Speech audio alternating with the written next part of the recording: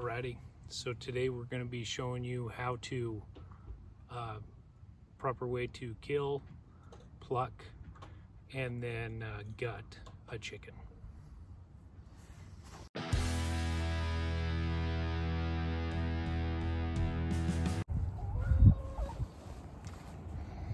Okay, so I've got 6 chickens right now at this coop, and this guy right here is a rooster, and this coop is within city limits, so I'm not allowed to have him here, so he's got to go.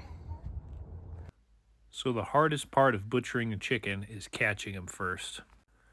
So once we've caught him, what I like to do is I like to pin him down.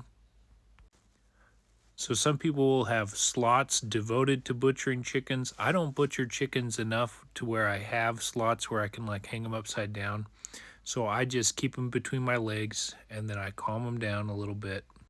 So you'll see people chop the head off and just let the chicken bleed everywhere and flap around. So what I prefer doing is severing the main artery in the chicken's neck. What this does is it makes it a little bit more humane for them, but then also it's a lot less messy and a lot less stressful on the chicken. So using a knife is just going to be a lot better for preserving any meat, especially if you're trying to get the most out of your chicken. So if you do this right, it'll take about 20 seconds for the chicken to completely bleed out. So one thing I've always been told, and I do believe this, is that the less stress the animal has when it's dying, the better the meat's going to taste. So we've got some hot scalding water here, and I'm going to show you how to process this chicken, get the feathers off. So I'm just going to go ahead and remove the head.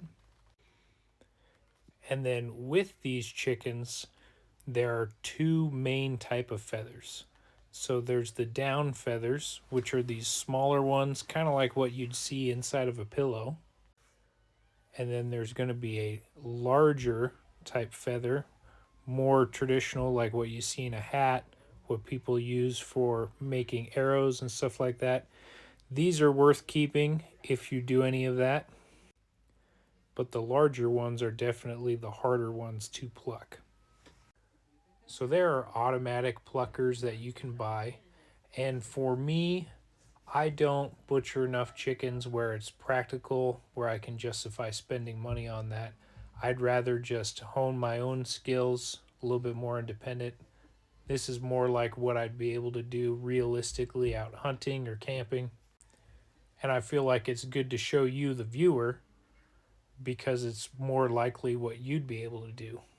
So we're just removing the feet here. We'll keep those and give them to the dogs later.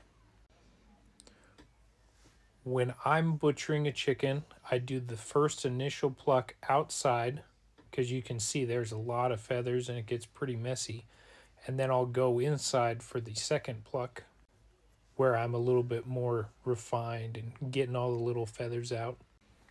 Here I'm just pulling the guts out, so I always like to save the heart there, and I'll save the liver.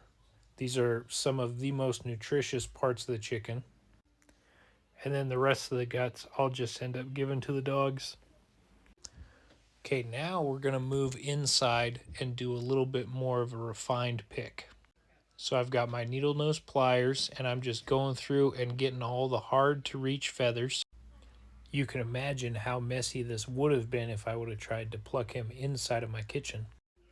Here you can see it looks pretty darn good. So a lot of people will just skin the chicken instead of plucking the feathers. But the skin is where most of the flavor is at, and it has a lot of that beautiful fat. And so in my mind, that's the best part worth keeping. So that's the process that I go through. And then once you have it vacuum sealed, then you can, always chop it up into smaller pieces later. I like keeping it whole. That way I've got the option of, roasting it later, slow cooking it all together, however I want. Now I'm sure that there are plenty of people who can pluck a chicken way better than that. But with the equipment that I have at my disposal, hey, that's good enough for me. So let me know if there's anything else with chickens you'd like to see.